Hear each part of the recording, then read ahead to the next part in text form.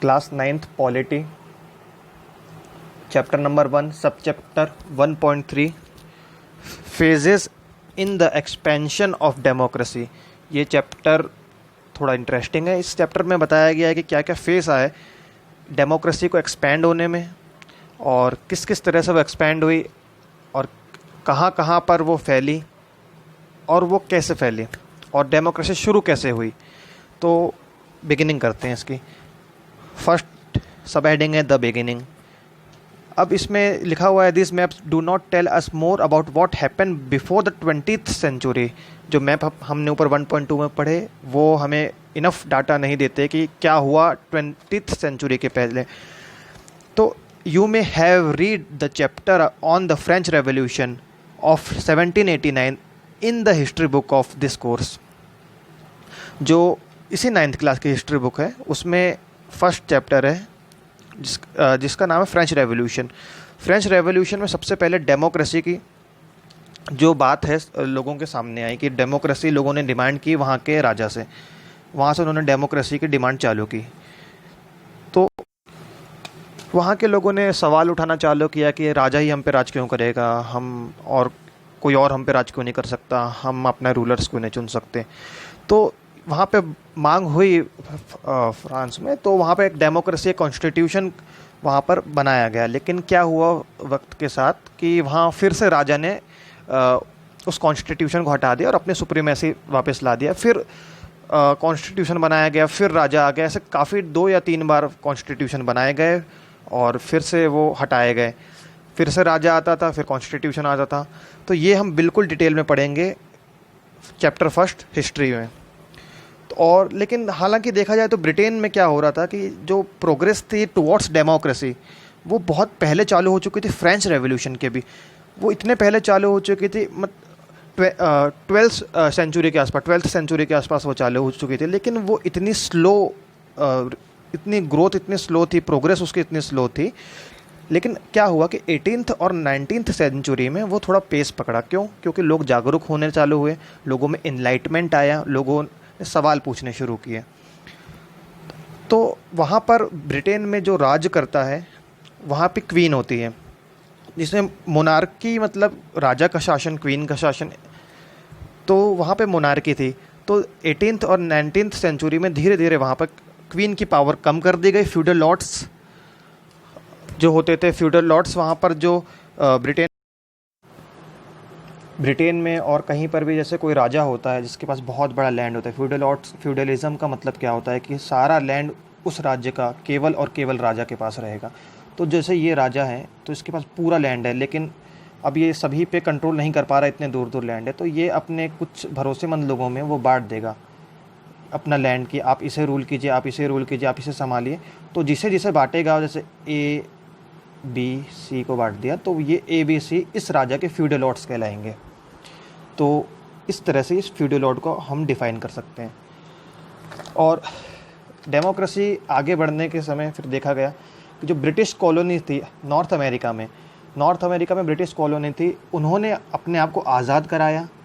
ये जानकर हैरानी होगी, लेकिन अमेरिका, आज का जो अमेरिका है, USA, उस समय वो ब्रिटेन की कॉलोनी हुआ करता था। कॉलोनी का मतलब क्या होता है? जहाँ पे ब्रिटेन का शासन था। देश तो उनका था, अमेरिकन्स का, लेकिन वहाँ पे शासन कौन करता था, वहाँ पे गवर्नेंस कौन करता था? वहाँ पे गवर्नेंस करते थे ब्रिटिश लोग। जैसे इंडिया में हुआ था, देश हमारा था लेकिन गवर्नेंस कौन किया करते थे? ब्रिटिश लोग किया करते थे।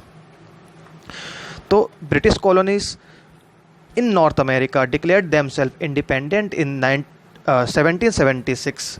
In the next few years, this colony came together to form a United States of America.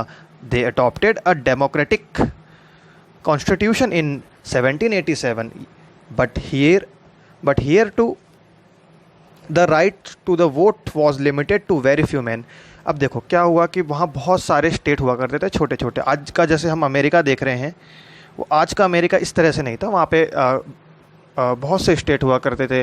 Colorado था वहाँ पर, और न्यूयॉर्क था, और जितने भी आज स्टेट अपन देख रहे हैं, वॉशिंगटन है, और मैं भूल गया, हाँ, फ्लोरिडा है, जॉर्जिया है, हवाई है, और साउथ कैरोलिना है, और टेक्सास है, ये सारे स्टेट वहाँ पे आज़ाद हुए थे। 52 या 50 स्टेट वहाँ पे ब्रिटिश कॉलोनी से आज़ाद हुए और उन्होंने एक फॉर्म किया, एक स्टेट फॉर्म किया, उसका नाम रखा गया यूनाइटेड स्टेट्स ऑफ अमेरिका। जैसे आज हम अमेरिका कहते हैं, यूएसए कहते हैं, वो यूनाइटेड स्टेट्स ऑफ अमेरिका छोटे छोटे स्टेट्स को मिला के बना हुआ है, जिन्होंने अपने आप को फॉर्म किया 18th सेंचुरी के आसपास।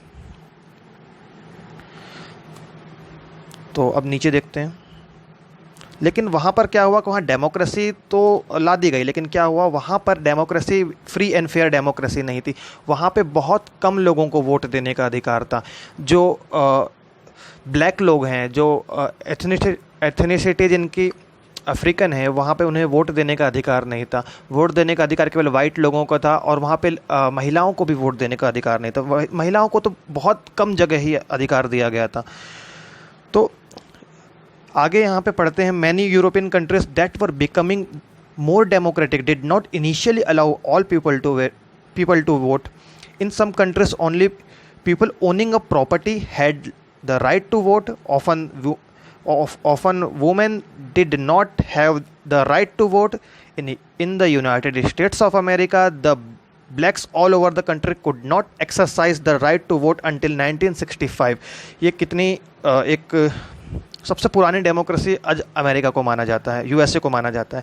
वहाँ पर 1965 तक अलाउ ही नहीं था मतलब लेडीज़ और फीमेल्स को वोट देने का उन्हें बिल्कुल अलाउ नहीं है। साथ ही साथ उन्हें ये भी अलाउ नहीं था, जो ब्लैक लोग हुआ करते थे उन्हें भी वोट देने का अलाउ नहीं।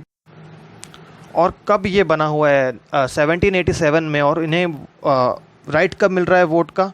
1965 में। कितनी शेमलेस बात है कि वहाँ पे जो फीमेल्स थी वोट नहीं कर सकती थे। जो ब्लैक लोग थे, जिनकी ब्लैक लोग मतलब जो अफ्रीकन आके अमेरिका में शिफ्ट हुए थे, वो वोट नहीं दे सकते थे, केवल वाइट लोग वोट देंगे। कुछ कंट्रीज़ में तो ऐसा भी था कि जिनके पास कुछ प्रॉपर्टी है, कुछ पैसा है, वो ही केवल वोट दे सकता है, हर कोई वोट नहीं दे सकता।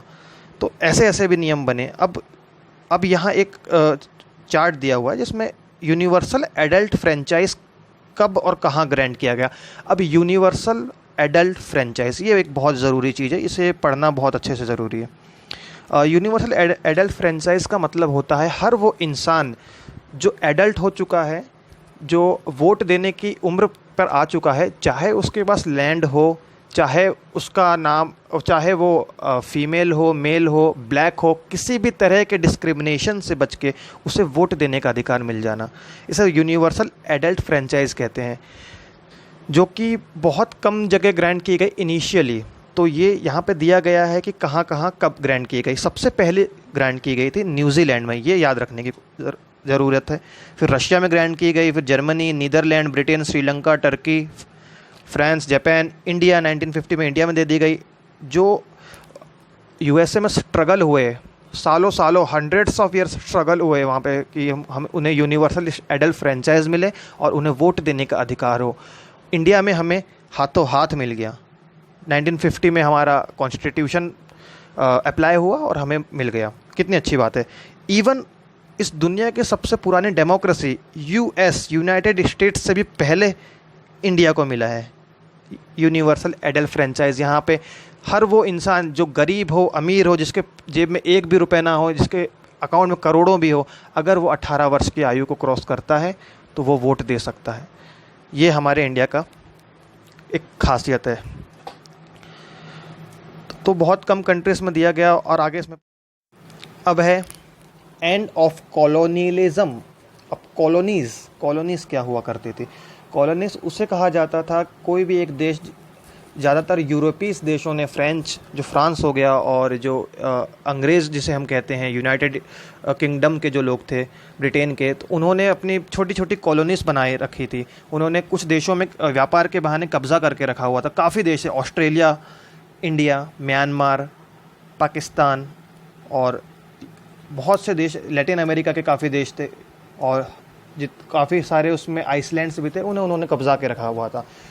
तो धीरे धीरे वहाँ पे स्ट्रगल चालू हुआ और लोगों ने मांग उठाने चालू करी। लोग they not only wanted to get rid of their colonial masters but also wish to choose their future leaders.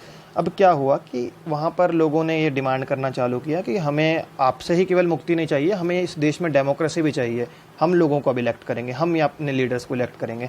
अब आगे बढ़ते हैं। Many of this countries become democracies immediately after the end of second world war in 1945। Second world war ख़त्म हुआ है 1945 में। बहुत सारे देश ऐसे थे जो सेकेंड वर्ल्ड वॉर के बाद ही उन्हें आज़ादी मिल गई और उसके बाद वो डेमोक्रेसी के थ्रू डेमोक्रेसी बन गए। उसमें एक इंडिया भी था। 1945 से 2 साल बाद इंडिया को मिली, 1947 में इंडिया को इंडिपेंडेंस मिली और हमने अपनी जर्नी को स्टार्ट किया और हमने अपने आप को ट्रांसफॉर्म करना चालू किया सब्जेक्ट टू कंट्री, एक सब्जेक्ट कंट्री से एक डेमोक्रेसी पे। 1947 से हमारा कॉन्स्टिट्यूशन बनाने का काम चालू हुआ। 47, 48, 49 और 50 में जाके हमारा 26 ऑफ जनवरी 1950 में हम एक रिपब्लिक ऑफ इंडिया एस्टैब्लिश हुए। हम एक ऐसी डेमोक्रेसी बन के एस्टैब्लिश हुए जो कि इस दुनिया में सबसे ज़्यादा लोगों को और सबसे ज़्यादा कल्चर के लोगों को रिप्रेजेंट करती थी। हम वैरायटी ऑफ कल्चर है, अनेकता में एकता हमारी खूबी है, ऐसे ही नहीं कहा जाता। एक भी बार हमारी डेमोक्रेसी पे आँच नहीं आई है।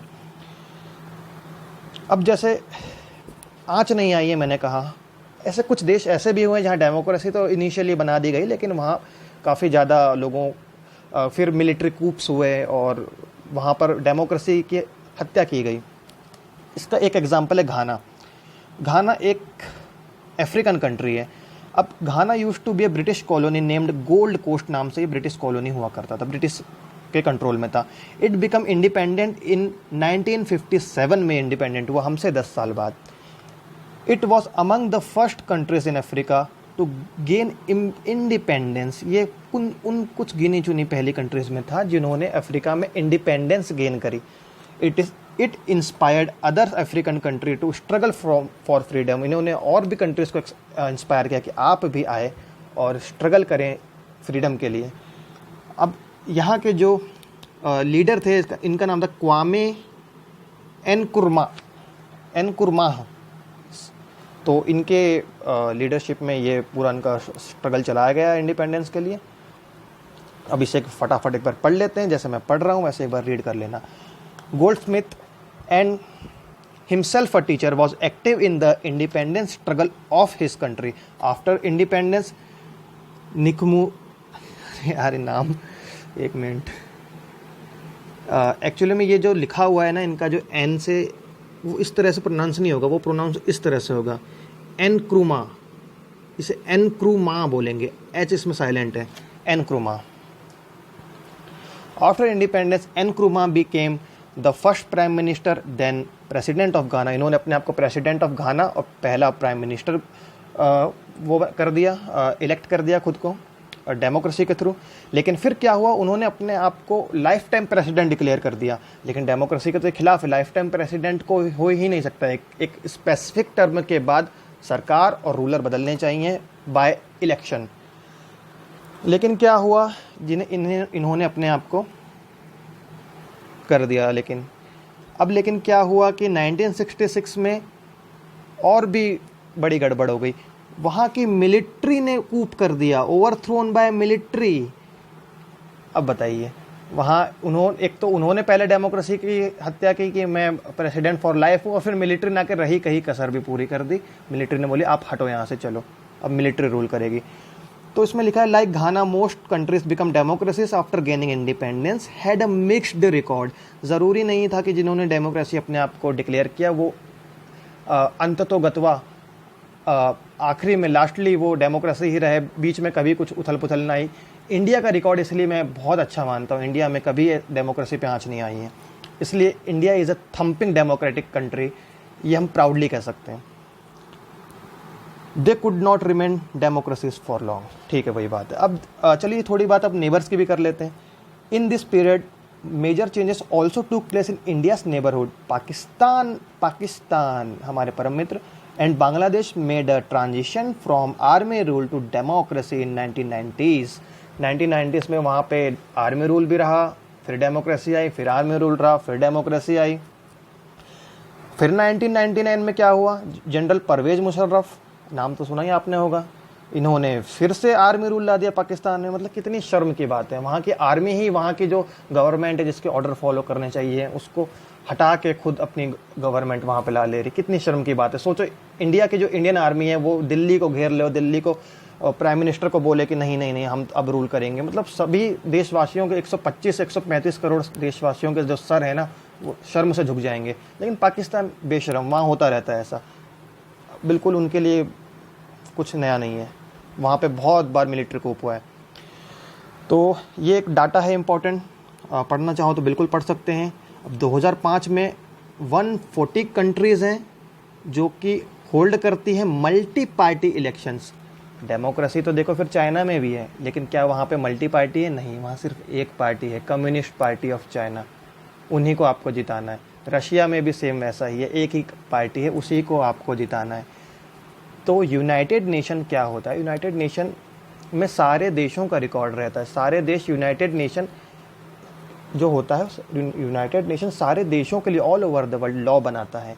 तो उस यूनाइटेड नेशन के जितने भी देश हैं, अब मुझे ये बताना है कि यूनाइटेड नेशन में कितने देश हैं जिसको यूएन मानता है। यूनाइटेड नेशन कितनी कंट्रीज़ को मानता है इस अर्थ में है। तो 140 कंट्रीज उसमें से ऐसी है जो कि मल्टी पार्टी इलेक्शन कराती है, जहां डेमोक्रेसी अच्छे से चल रही है।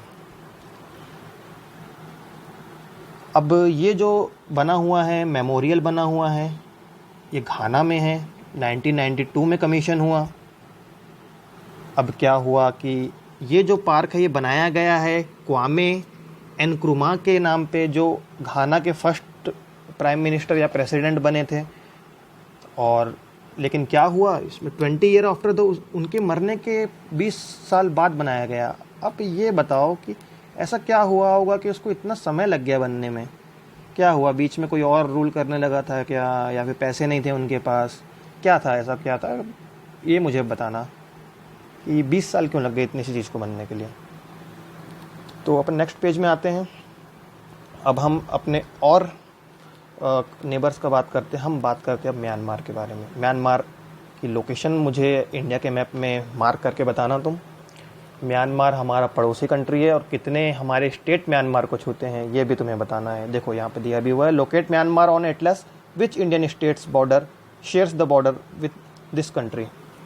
ठीक है, चलो अब म्यांमार के बारे में पढ़ लेते हैं। म्यांमार में क्या हुआ? अब म्यांमार अखंड भारत का हिस्सा था।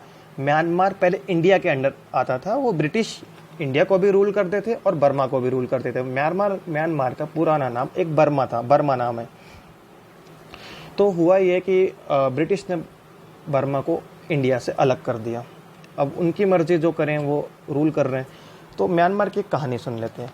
Myanmar previously known as Burma, it gained freedom from colonial rule in 1948। British हमारे से एक साल बाद इन्होंने इंडिपेंडेंस गेन करी because and become a democracy. Democracy बनी, लेकिन डेमोक्रेटिक रूल खत्म हो गया 1962 में ही, बनने के कुछ लगभग 14 साल बाद। क्यों हुआ? वहाँ पे मिलिट्री कूप हो गया। ये बिल्कुल अगर ऐसा शब्द आ जाए ना, मिलिट्री कूप, मतलब ये आपके देश के ऊपर तमाचा होता है। मिलिट्री कूप कितनी ख़राब बात है। वहाँ की मिलिट्री नहीं, वहाँ की गवर्नमेंट को अपने पास रख लिए, अरेस्ट कर दी या मार दी और खुद रूल करने लगी। लेकिन फिर क्या हुआ, एक उम्मीद अच्छी आई कि लगभग 30 साल बाद 1990 में इलेक्शन हेल्ड हुए वहाँ पर, और फर्स्ट टाइम वहाँ पे इलेक्शन हेल्ड हुए। और नेशनल लीग ऑफ डेमोक्रेसी जिसको लीड कर रहे थे ऑन्ग सैन सुई काई, सूशी ने किया जाता है प्रोनाउंस, ऑन्ग सैन सूशी। तो उन्होंने इलेक्शन जीत लिया, लेकिन मिलिट्री ने क्या कहा कि भैया हम तो मानते ही नहीं हैं, कौन हो आप, हम हैं यहाँ के जो हैं, आपको हम नहीं मानते। आप इलेक्शन जीत के आए तो आए होंगे, हमको नहीं पता, हम नहीं आपको मान्यता देते, रूल तो भैया हमारा ही चल रहा है। और क्या किया मिलिट्री ने, उसे पकड़ा और हाउस अरेस्ट कर दिया। हाउस अरेस्ट क्या होता है कि जैसे भी क्वारंटाइन होते हैं ना, जैसे किसी को कोविड पॉजिटिव हुआ, सामने बैरिकेड लगा देते हैं, वैसे हाउस अरेस्ट कर दिया। आप घर पे ही रहो, जो करना है घर पे रहो, घूमना फिरना, रैली करना, इलेक्शन लेना, कुछ भी नहीं। हाउस अरेस्ट उन्हें करके रख दिया। तो वो अभी भी शायद हाउस अरेस्ट में ही रह रहे हैं, मुझे अभी कंफर्म नहीं है, मैं उसको चेक करके बताऊंगा। Political activist accused of even the most trivial offences have been jailed. Anyone caught publicly airing views or issuing statement critical of the regime can be sentenced up to 20 years in the prison. जो भी military rule के खिलाफ बोलता या फिर statement फैलाता पाया जाता है, वहाँ पे अभी भी उसे 20 साल के लिए जेल में डाल दिया जाता है। और म्यांमार में आज भी मिलिट्री रूल चल रहा है। कितनी शर्म की बात है, हमारी नेबरिंग कंट्री है। और हम क्या, भारत इस दुनिया की सबसे बड़ी डेमोक्रेसी है, सबसे ज़्यादा वाइडली लोगों को रिप्रेजेंट करती है, कि भारत की रिस्पॉन्सिबिलिटी नहीं बनती कि वो अपने पड़ोसी को तो संभाल ले पहले, फिर आप वर्ल्ड अफेयर पे आप इंटरफेयर कीजिएगा। अब चलो देखते हैं इस कार्टून को। इस कार्टून में क्या समझ में आ रहा है। ये म्यांमार का फ्लैग है, ये म्यांमार का फ्लैग है, ये म्यांमार के जनरल है आर्मी के। इन्होंने क्या किया हुआ है, अभी रिसेंटली ये जो ऑंग सैंग सूची जो थी वो 60 ईयर की ओल्ड हुई थी। जो ये कौन है, जिन्होंने इलेक्शन जीता था 1990 में, और ये वहाँ की प्रेसिडेंट इलेक्ट हुई थी। लेकिन आर्मी ने कहा भैया हम आपको नहीं मानते, और उन्होंने घर में हाउस अरेस्ट कर दिया, घर पे रहती हैं। तो ये क्या दिखाना चाह रहा है, इन्होंने ये मिलिट्री के पर्सन इन्हें विश कर रहे हैं हैप्पी बर्थडे, ये देखो हैप्पी बर्थडे। और उन्होंने उनके मोमबत्ती केक में इतनी बड़ी बड़ी लगा दी हैं, केक में मोमबत्ती इतनी बड़ी बड़ी लगा दी हैं कि वो वहाँ से बाहर ही नहीं निकल पा रही हैं। ये बहुत डीप मैसेज है देखो इस कार्टून में। कार्टून्स बहुत अच्छी चीज़ें होती हैं, कार्टून्स में काफ़ी इमोशंस होते हैं। तो इस कार्टून में बनाया गया, और ये कोई छोटी मोटी तो नहीं है, लोगों ने इन्हें बहुत पसंद किया। उनके स्ट्रगल ने इंटरनेशनल रिकॉग्निशन भी गेन किया। इन्हें नोबेल पीस प्राइज़ दिया गया, नोबेल प्राइज़ मिला है इन्हें पीस के लिए। लेकिन क्या है, अभी हाउस अरेस्ट में है, और ये इन्हें म्यांमार की मिलिट्री आने नहीं दे रही है। अब हाँ, ये तो मैंने बता दिया, locate Myanmar on Atlas, Atlas में लोकेट करो और कितने स्टेट उसे छूते हैं इस बारे में बताओ। तो हम कुछ क्वेश्चंस देख लेते हैं, हम जो बाजू में दिए थे। अब मैंने तुम्हें हाँ देखो वही क्वेश्चन आया, what should be the policy of the government of India towards the military rulers of Myanmar. भैया हम तो सबसे बड़ी डेमोक्रेसी है, और हमारे पड़ोस में क्या हो रहा है, मतलब दिया तले अंधेरा। बाजू में हमारे मिलिट्री रूल चल रहा है, और हम सबसे बड़ी डेमोक्रेसी अपने पड़ोसियों को नहीं संभाल पा रहे हैं। क्या पता कोई अफ्रीकन कंट्रीज में ऐसा मिलिट्री coup हुआ, हमने उसे कंडेम किया, तो अफ्रीकन कंट्री बोल रही पहले अपने बाजू में तो देख लो। तो ये पूछ रहा है कि इंडियंस की क्या पॉलिसी होनी चाहिए, गवर्नमेंट ऑफ इंडिया की क्या पॉलिसी होनी चाहिए towards the military rule of Myanmar. तो मेरे इस सबके क्वेश्चन के आंसर अलग अलग हो सकते हैं। मेरे मत में ऐसा हो सकता है कि इंडिया को म्यांमार के डोमेस्टिक जो भी उनके पॉलिटिक्स है उसमें इंटरफेयर तो ज़्यादा नहीं करना चाहिए, क्योंकि इससे संबंध खराब हो सकते हैं। लेकिन अपनी एक स्ट्रॉन्ग डेमोक्रेसी की जो इमेज है इंडिया की, उसको भी बचाना है, ज़रूरी है। तो म्यांमार को अपने थोड़ा इन्फ्लुएंस दिखा के, कुछ पॉलिटिक्स के थ्रू थोड़ा वहाँ के लोगों को राइट देने की कोशिश करवाने की ज़्यादा ज़रूरत है, क्योंकि म्यांमार उतनी कोई बड़ी कंट्री तो है नहीं। तो अपने एक इन्फ्लुएंस दिखा के एक बड़ा देश वहाँ पे कुछ इन्वेस्टमेंट करके उन्हें इनकरेज किया जाए वहाँ की गवर्नमेंट को कि नहीं, आप अपने सिटीजन्स को थोड़ा और राइट दीजिए, क्योंकि ये जो है हमें पसंद नहीं है उतना। लेकिन ज़रूरत से ज़्यादा भी हमें नहीं बोलना चाहिए, क्योंकि इस वक्त चाइना जो है वो सभी हमारे नेबर्स पे आंख गड़ाए बैठा हुआ है, और वो उन्हें अपने पाले में लेने की कोशिश करता है। तो हमें अपने स्ट्रॉन्ग डेमोक्रेटिक आइडियाज़ की वैल्यू करते हुए थोड़ा इन्फ्लुएंस बनाना चाहिए, थोड़ा प्रेशर, इंटरनेशनल प्रेशर बिल्ड करना चाहिए म्यांमार के गवर्नमेंट पे, जो मिलिट्री के तौर पे चल रही है, कि आप वहाँ के सिटीजन्स को और राइट दीजिए, और वहाँ के लोगों को कुछ हद तक एक इक्वालिटी दीजिए। अब और क्वेश्चन देख लेते हैं, अगर इसमें कोई क्वेश्चन हो तो। ये क्वेश्चन है, why were women given voting right much later than man in most countries, why did this not happen in India. बहुत सी कंट्रीज में जो फीमेल हैं उन्हें वोट का राइट नहीं दिया गया। क्यों नहीं दिया गया? क्योंकि ज़्यादातर ऑर्थोडॉक्स सोसाइटी, ऑर्थोडॉक्स मतलब पुराने ख्यालों के, वो ये मानते थे कि